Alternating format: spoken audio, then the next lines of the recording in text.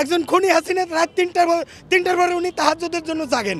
তো জাগার পরে কি তাহাজ্জুদ পড়েন এই জাতি জানে উনি কোন ধরনের তাহাজ্জুদ পড়েন। আগুনটা কি ওই আল্লাহর ফেরেশতারা এসে ধরাইছে নাকি জিনে? তো প্রথম দায়ী হলো অথর্ব একটা উপদেষ্টা। আপনি আবার মাইক ঘুরাই নিয়েন না। এই উপদেষ্টার যোগ্যতা নাই স্বরাষ্ট্রমন্ত্রী হওয়ার। স্বরাষ্ট্র উপদেষ্টা বুড়ো ভাম, এই স্ত্রী রাখার সক্ষমতা রাখে না। এ রাষ্ট্র রাখবে কোথেকে? আসিফ নজরুল সে ছাত্রীদের সাথে প্রেম করতে করতে তার আর এই আইন নিয়ে ঘাটাঘাটির সময় নাই।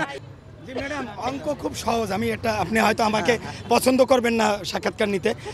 আমি ছোট করে বলি যে এই বঙ্গ মার্কেট আপনার পিছনেই, এটা এখান থেকে 2-1 মিনিটের রাস্তা। রাত 3টার পরে সেখানে আগুন ধরে। আমি মোহাম্মদপুরে থাকি, কৃষি মার্কেটে কোটি কোটি টাকার সম্পদ রাত 3টার পরে তাবলিগের ইন্ডিয়ানপন্থী বাংলাদেশপন্থীরে রাত 3টার পরে মাইরা 4টা নিহত করে, 200 আহত করে। এবং রাত 3টার পরে যুবলীগের বলা যুবলীগ রাজহাঁস জবাই করিয়া আরেক মহিলাকে রাত 3টার পরে রানতে বলে, না রানলে সকালবেলা তারা আইনা পুরাই দেয় সেই মহিলাকে।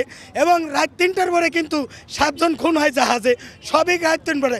একজন খুনি হাসিনা রাত 3টার পরে উনি তাহাজ্জুদের জন্য জাগেন। তো জাগার পরে কি তাহাজ্জুদ পড়েন এই জাতি জানে উনি কোন ধরনের তাহাজ্জুদ পড়েন। ওনার তাহাজ্জুদ হলে সচিবালয়ে আগুন দেওয়া। এখানে মিনিমাম 10 কোটি টাকা কোনো আওয়ামী লীগের দোসরকে দেওয়া হয়েছে রয়ের মাধ্যমে, যে তুই সারা জীবনে পাবি কত 1,50,00,000, আর তুই 10 কোটি পাবি, তোর চাকরি বাকরির দরকার নাই, তুই এখানে এই কামটা করে দে, হাসিনাও ফিরে আসুক, হ্যাঁ রাজার মেয়ে রাজা আবার জনগণরা দিবে সাজা। এই হলো শেখ হাসিনার প্ল্যান। আর কিছু বলতে চাই না। এখানে আমি এখনও ঢুকতে পারবো না। আমি তো দূরের কথা, আপনি বিশাল বড় সাংবাদিক, আপনিও ঢুকতে পারবেন না। তাহলে এখানে আগুনটা ধরাইলো কেটা? আগুনটা কি ওই আল্লাহর ফেরেশতারা এসে ধরাইছে নাকি জিনে? নাকি এখানে কারা ধরাইছে? এখানে আওয়ামী লীগের টাকা খাইতে যারা এখন ডাইন হাত দিয়ে বাম হাত দিয়ে সিগনেচার করে খাইতে পারে না, সমস্যা হয়, নাহিদরা বাধা দেয়।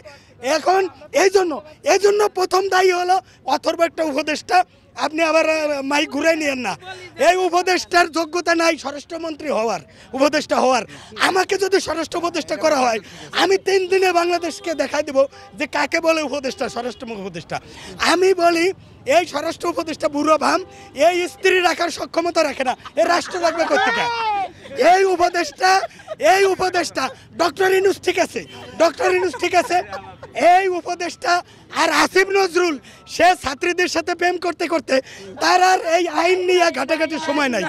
এদের পদস্থ আরেকটা আছে শয়তান ফারুকি, এরা দিয়ে প্রেম করাইতে মজা হয়। এই জন্য এই ফারুকি এদের উপদেষ্টা না হওয়া পর্যন্ত আগুন সব জায়গায় ধরবে, টিভি সেন্টারেও ধরবে।